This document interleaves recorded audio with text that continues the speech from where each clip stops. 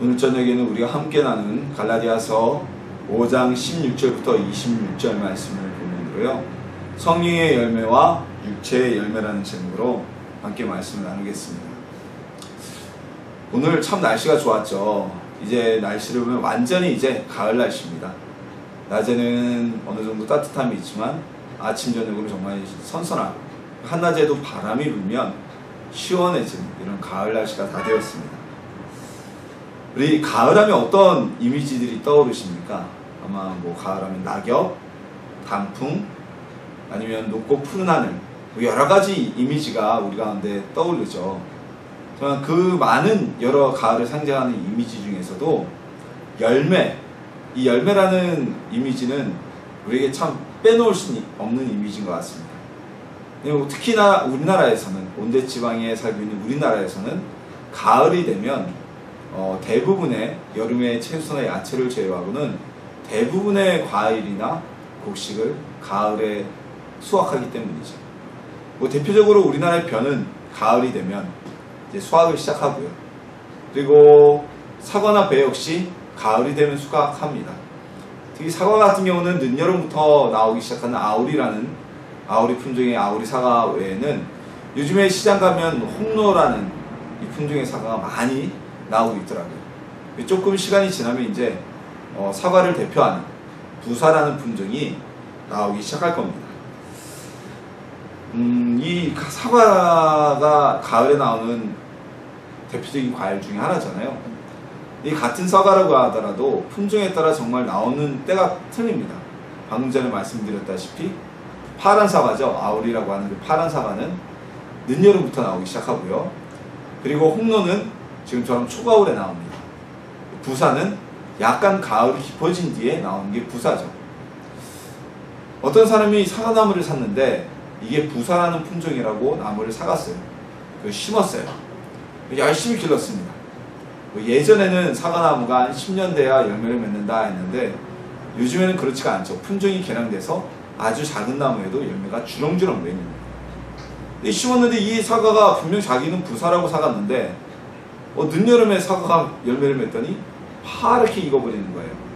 아무리 부사한 줄 알고 사갔어도 그 나무는 열매가 아우리 사과니까 아우리 사과 나무가 되겠죠. 이 품종을 어느 것을 심냐에 따라서 사과의 가격이 틀려집니다. 또 사과가 언제 출하됐느냐에 따라서 사과의 가격이 틀려집니다.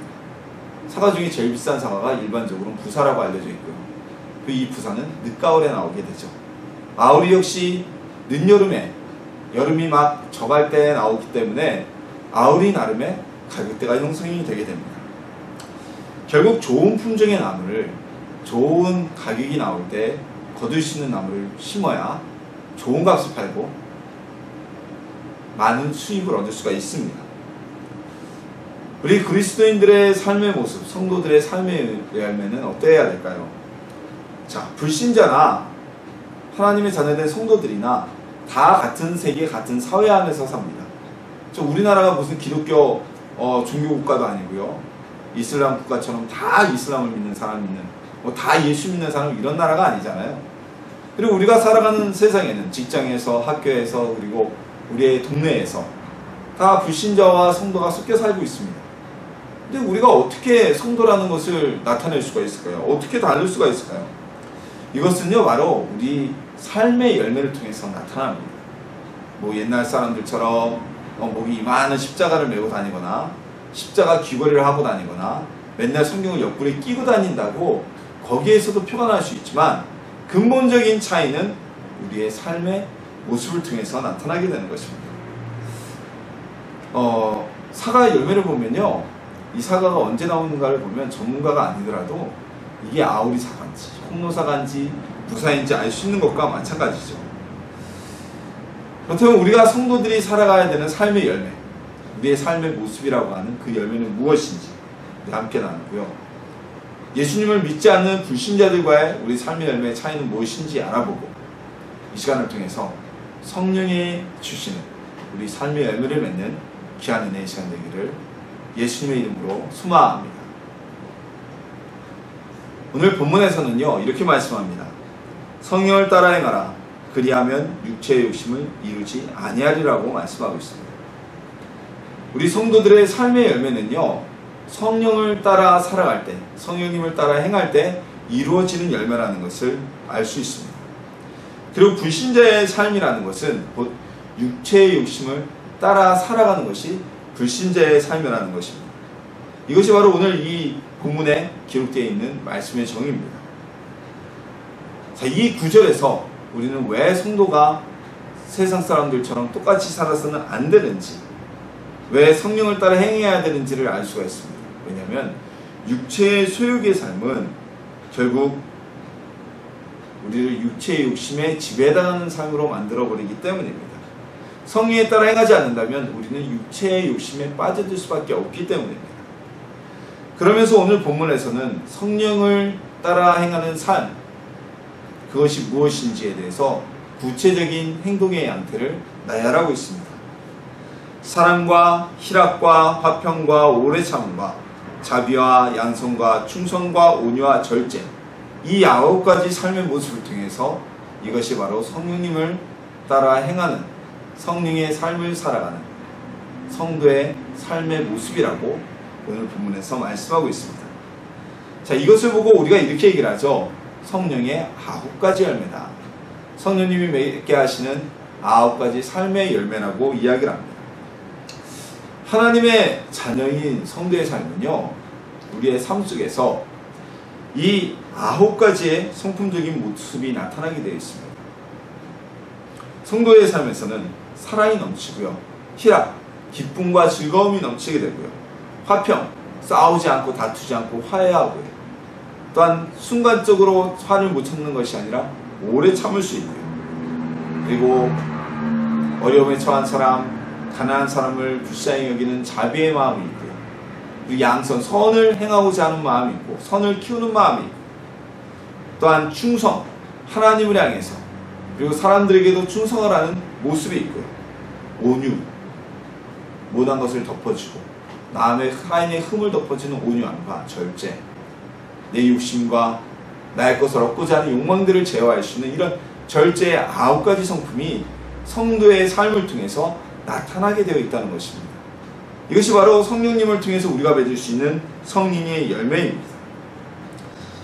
그런데요, 오늘 우리가 여기서 알아야 될 것은 성령님을 따라 사는 삶, 그 삶은요, 오늘 본문에 기록된 이 9가지만의 삶이 아닙니다. 만약에 어떤 성도님이 나는 이 갈라디아서 5장에 나오는 이 9가지의 성품을 다 갖추고 있어, 그래서 나는 성령님대로 행하고 사는 사람이야 라고 이야기하신다면, 이것은 마치 예수님께서 바리새인들을 향하여 말씀하시기를 나는 일에 2번씩금씩 하고 또 소득의 11조를 드리나이다 라고 자화자찬하여서 하나님과 관계없는 자라고 칭함을 받았던 그 바리새인들과 다를 바가 없는 것입니다. 이 9가지의 삶은요, 우리의 성품으로 통해서 바로 보여지는 겁니다. 자, 보세요. 오래 참는 사람은 화를 내지 않아요. 하지만 오래 참음이 없으면 조금만 누가 싫은 소리 하면 야, 뭐 그게 그따위라고 내가 그냥 두지 않겠어 라고 바로 화를 내겠죠. 그 누군가를 불쌍히 여기는 모습, 자비의 모습, 또 바로 나타나게 되는 겁니다. 이런 모습들이 우리의 삶에서 나타날 수 있는 아주 대표적인 9가지라는 것이지, 이 9가지만 내가 다 행한다고 해서 성령에 이끌리는 삶이다 라고 혼자 생각해서는 안 된다는 겁니다.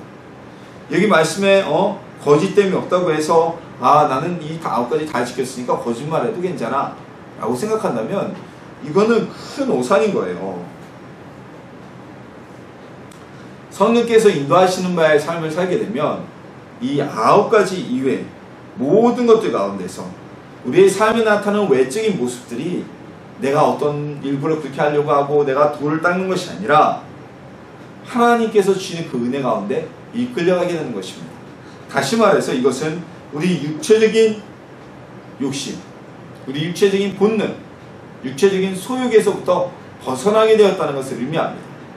우리 마음속에서 미움이 나고요, 남을 해코지 하고자 하고요, 편가르고요, 화를 내는 것은 다 내 육체적인 소욕에서, 욕심에서 나온 것이기 때문이죠. 사람에게는 본능이라는 게 있습니다. 이 본능은요, 사람이 자기 자신을 지키기 위해서 가지고 있는 모습 중에 하나이기도 하고요, 우리의 과거에 흘러내려온 죄성이 섞인 것도 있고 그래요. 이 본능은 원래 자기를 지키고자 하는 마음입니다. 그래서 누군가 나를 해코지하면 나를 지켜야 되기 때문에 똑같이 공격해야 되고, 누군가 나를 미워하면 내가 보호하기 위해서 나도 그 사람을 미워하게 되어 있는 겁니다. 누군가 가난하고 어렵고 힘든 사람이 있어도 내가 그를 도와줬다는 나도 피해를 입을까봐, 나의 삶이 편치 않을까봐 피해가는 것, 이건 다 육체적인 본능과 수욕 때문에 나타나는 것입니다. 그래서 우리가 이 분노와 참지 못하는 것과 거짓됨과 방탕과 호색과 이런 것들로부터 벗어날 수 있는 것은, 바로 이 육체적인 욕심을 벗어나는 것은 성령님을 따라 살아갈 때, 성령을 통해서 삶을 살 때 벗어날 수 있기 때문에 오늘 본문은 성령을 따라 행하라고 말씀하고 계신 것입니다. 즉 성령의 열매는요, 육체적인 욕심을 벗어날 때 이루어질 수 있는 겁니다. 그리고 이 성령의 열매는요, 제한되어 있고 어려운 것이 아닙니다.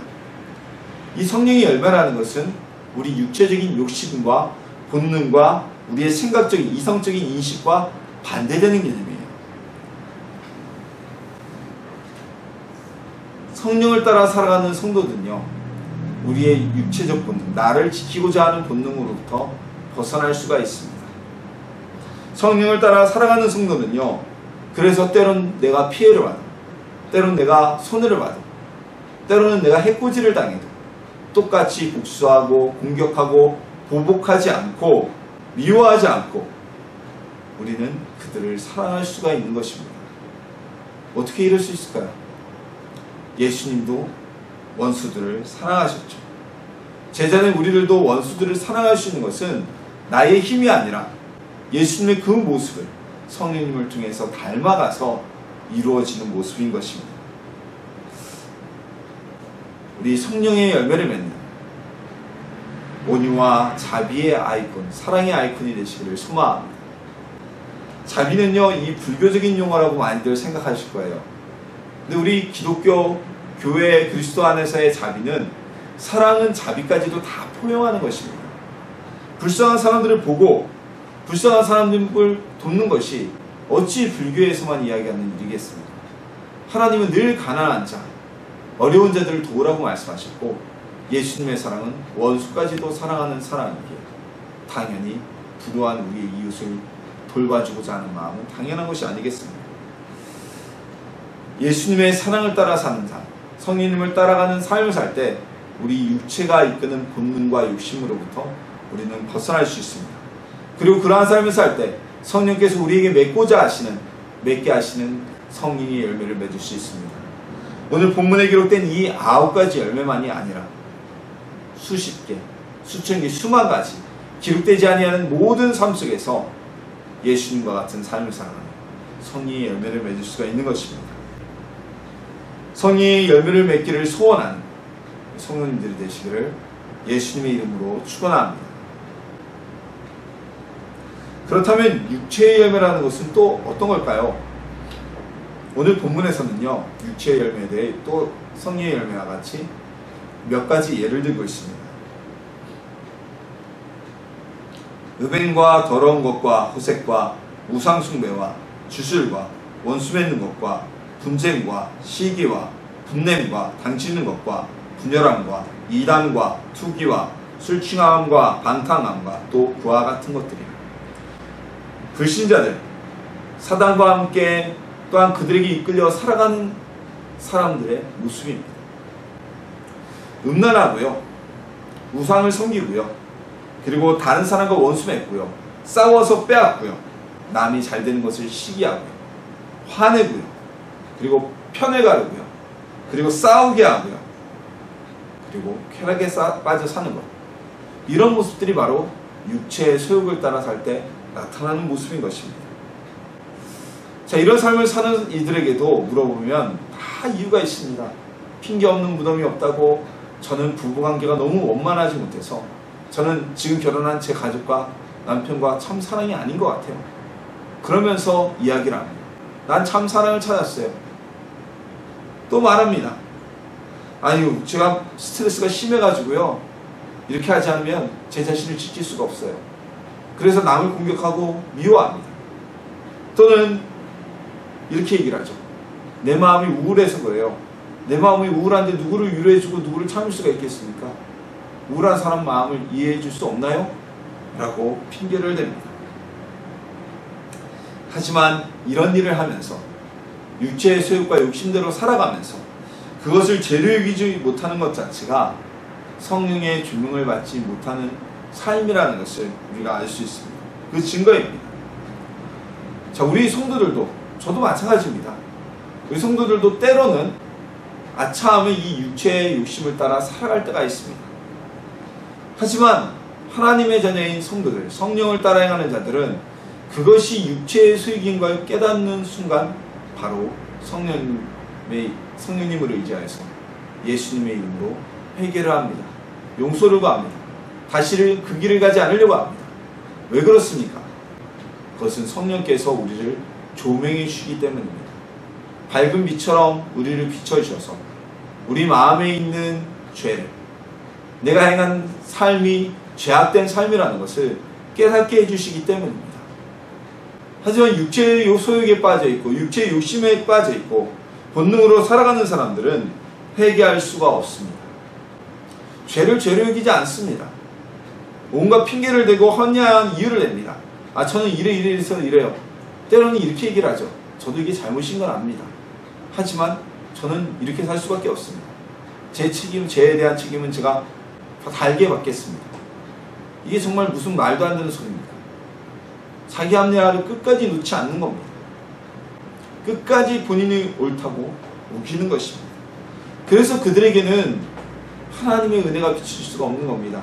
하나님의 용서함이 없기 때문에 은혜 가운데 들어갈 수가 없는 겁니다. 용서함을 구하지 못하는 것 역시 성령님의 조명하심이 없기 때문입니다. 지금도 세상에 많은 불신자들, 이 하나님의 자녀가 아닌 이들은 자신의 삶이 죄인지 모르고 살아갑니다. 죄로 여기지 않습니다. 만약에 그들이 자신의 잘못이 죄라는 것, 자신의 삶이 죄라는 것을 알게 된다면 즉시 어느 곳에건 교회로 나와서 예수님의 이름을 부르고 용서함을 구할 것입니다. 하지만 성령이 없는 삶이기에 죄가 아니라고, 그렇게 살아가는 것이 당연하다고 여기고 있습니다. 즉 내가 살기 위해서, 나의 행복을 위해서 본능대로 살아가고 있는 것입니다. 육체의 소욕에는, 육체의 욕심에는 공통적인 특징이 있습니다. 바로 손해보려고 하지 않고요, 자신의 행복만이 최고라는 생각이 있다는 것입니다. 육체의 욕심에는 사랑이라는 게 없습니다. 사랑하는 마음이 있어야 우리가 양보도 하고, 그리고 상대방의 잘못도 덮어주고 자비의 마음도 가질 수 있고 섬길 수도 있는데, 나만을 생각하고 나의 쾌락만을 생각하는 것이 바로 육체의 욕심입니다. 내 이성대로만 살아갑니다. 우상 숭배도 마찬가지예요. 왜냐하면 예수님을 믿지 않고 우상을 섬기는 이들은 자신의 생각에 자기에게 복을 줄 것 같은 신, 그리고 자기 이성에 이것이 옳다고 여겨지는 우상을 가서 섬기고 있는 것입니다. 참으로 안타까운 일이지만 최근 들어 가톨릭이 숫자가 많이 늘었어요. 근데 가톨릭으로 개종한 사람들 중에는 크리스천들이, 즉 우리 개신교인이 적지 않은 수가 가톨릭으로 개종했다고 합니다. 그 이유가 무엇인가 하면, 같은 하나님을 이야기하고 같은 예수님을 믿는데, 일단 우선적으로 지금 우리 개신교의 교회들이 사회적으로 지탄을 받는 이야기들이 좀 있죠. 모든 교회가 그런 건 아니에요. 하지만 지탄을 받는 일들이 있으니까 거기에 실망해서 가는 분들이 있고, 또 어떤 분들은 아예 불교나 이런 쪽은 맞지 않고 같은 예수님을 찾는데 가톨릭에 가면 굉장히 경건하잖아요. 굉장히 경건하고 우리는 의식, 제의 중심적이기 때문에 미사가 상당히 경건합니다. 그런 것이 자신에게 맞기 때문에, 마음의 평안을 주기 때문에 간다고 이야기합니다. 자, 이건 역시 자신만을 위한 것이죠. 우리의 성도들의 신앙은요, 나만이 편하자고 예수를 믿는 것이 아니죠. 그리고 내 마음에 들고 내 마음에 평안하게 가는 길을 가고자 하는 것이 신앙생활이 아닙니다. 좁은 길로 가는 것이 우리의 신앙생활이고 넓고 큰 길로 가는 것이 아닙니다. 근데 혹여 개신교에서 카톨릭으로 개종하신 분들 어떤 마음일까요? 거기 가면 마음에 평안이 있고요. 삶에 제약도 없고요. 내가 같은 개신교인이라고 꺼리낄 것도 없어요. 라고 이야기하는 것. 이건 역시 자신의 육체적인 욕심을 따라서 그곳으로 이동하게 되는 것입니다. 육체의 소욕은요, 사람을 타락하게 합니다. 가인이 아벨을 쳐 죽인 것 역시 하나님께 인정받고 싶어 했던 자신의 욕심이 이루어지지 않자 아벨을 쳐 죽인 것입니다. 다윗이 앗세바를 범하고 그리고 그의 남편이었던 우리아를 살해한 것 역시 처음에는 밧세바를 보고 육체적인 욕망을 제어하지 못했기 때문에, 두 번째로는 밧세바가 아이를 갖게 되자 임금으로서의 자신의 자리를 지켜야 된다는 육체적 욕심 때문에 회개하지 않고 우리아를 살해하는 죄까지 범하게 된 것입니다. 육체의 소욕은, 육체의 욕심은 사람을 변화시키지 못합니다. 그래서 오랜 기간 동안 학문을 통해 마음을 다스리고자 했던 우리 조선시대의 사대부들, 겉으로는 학문을 다스리며 마음을 다스리기 위해서 뛰지도 않았던 그들이 뒤로는 온갖 비도덕적인 행동과 자신의 욕심을 부렸으면 우리가 역사를 통해서 잘 아는 사실입니다. 마음의 수양 그리고 자비를 기본으로 하는, 대전제로 하는 불교에서도 완벽한 제 모습이 나오지 않는 겁니다. 뭐 우리 교회라고 해서, 개신교라고 해서 벗어날 수가 없습니다. 우리도 마찬가지입니다. 육체적인 소욕에 끌리고 욕심에 끌리면요, 본능에 끌리면요, 자리와 명예, 돈의 흥회가 됩니다.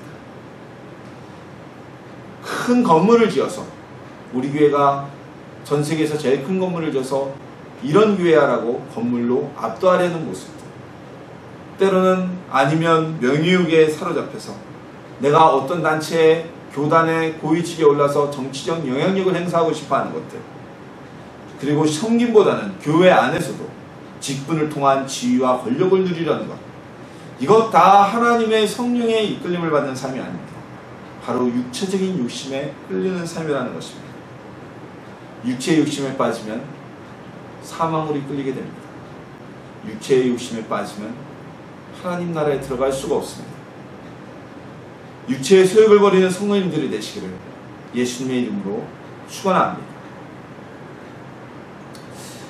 성령의 열매를 맺으려면, 다시 말해서 성령님의 이끌리는 삶을 살려면 어떻게 해야 될까요?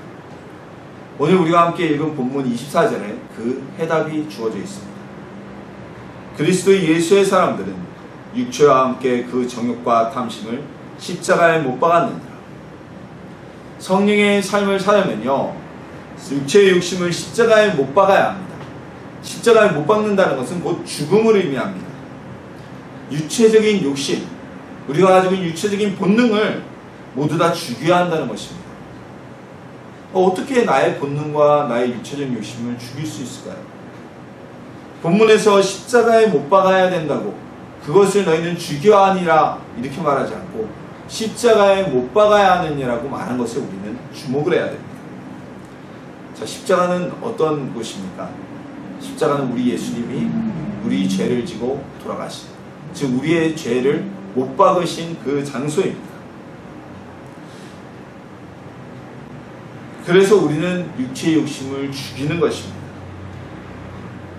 즉 예수님이 십자가에 못 박아 죽으시면서 우리의 죄를 지셨듯이 우리 역시 십자가에 나의 죄를 못 박아 죽여야 하는 것입니다. 계속되는, 지속되고 반복되어지는 회개로 우리의 마음을 정결하게 하고 성경을 읽어서 하나님이 기뻐하시는, 예수님이 기뻐하시는 삶이 무엇인지 끊임없이 알아가야 합니다. 회개하지 않으면요, 육체의 욕심은 저버릴 수가 없습니다. 회개할 때 우리는 육체의 정욕과 탐심을 십자가에 못 박게 되어져 그것을 죽일 수 있게 됩니다. 회개는 우리의 마음을 깨끗하게 합니다. 회개는 육체의 욕심과 소욕을 사라지게 합니다. 육체의 욕심과 우리의 본능적 욕구는요, 우리 속에서 끊임없이 되살아납니다. 그래서 이건 책을 많이 읽는다고 해서, 도덕경을 공부한다고 해서 그래서 나아질 수 있는 것이 아닙니다. 때로는 산속에 기거하면서 어떤 묵상을 하면서 그렇게 버릴 수 있는 것이 아닙니다. 우리가 그 육체의 욕심과 어떤 정욕들을 버리려면 끊임없는 회개로 예수님의 보혈이 우리를 깨끗하게 할 때 우리가 가지고 있는 육체의 욕심은 십자가에 못 박게 되어지는 것입니다. 그때 우리의 죄가 사해질 때 우리의 육체적인 욕심이 하나 죽어가게, 십자가에서 못 박히게 되어질 것입니다. 우리의 삶에서 제거되게 될 것입니다.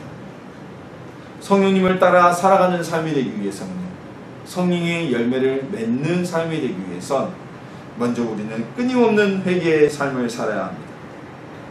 회개하지 않는 사람은요, 예수님을 믿지 않는 불신자들처럼, 아직까지 구원받지 못한 그들처럼 자신의 죄를 죄라고 여기지 못합니다. 죄로 알지도 못하고 오로지 본능적 욕구에 의해서만 살아갑니다. 더 많은 것을 가지고, 더 많은 명예를 누리고, 어떤 음욕과 색욕 속에서 살아가게 됩니다. 이런 삶은 하나님과는 관계없는 삶입니다. 회개합시다. 회개가 되지 않는다면 회개케 하시는 성령님의 은혜를 구하십시오.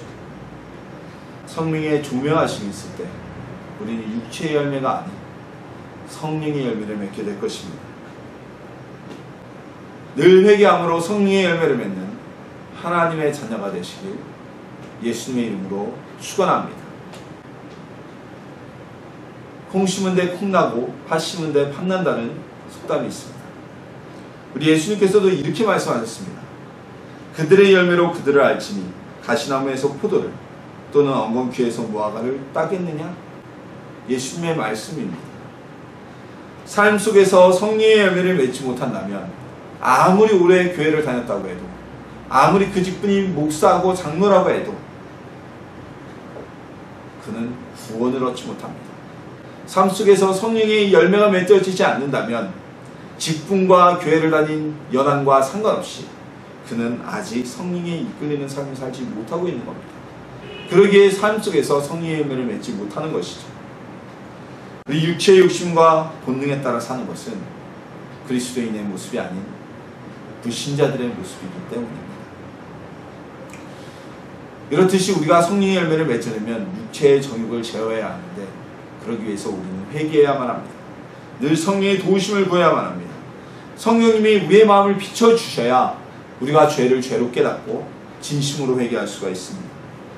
회개하면 회개할수록 우리의 욕심과 우리의 본능적 욕구는 십자가에 못 박히게 되어집니다. 예수님의 보혈이 우리의 죄를 깨끗게 하셨듯이 예수님의 보혈이 우리의 육체의 욕심도 점점 사라지게 해주실 것입니다. 성경을 통해 하나님께서 기뻐하시는 것이 어떠한 삶인지 알아가는 것도 중요합니다. 그래야 우리가 하나님이 기뻐하시는 삶을 살아가게 되겠죠. 알지 못하면 행할 수도 없기 때문입니다. 매일 회개합시다. 매일이 아니라 순간순간 회개합시다. 끊임없이 회개해서 우리의 마음속에 있는 육체의 욕심을 저버리고 십자가에 못 박아버리고 성령님이 행하시는 삶을 따라가는, 성령의 소욕에 따라 살아가는 하나님의 자녀가 되시기를 예수님의 이름으로 축원합니다.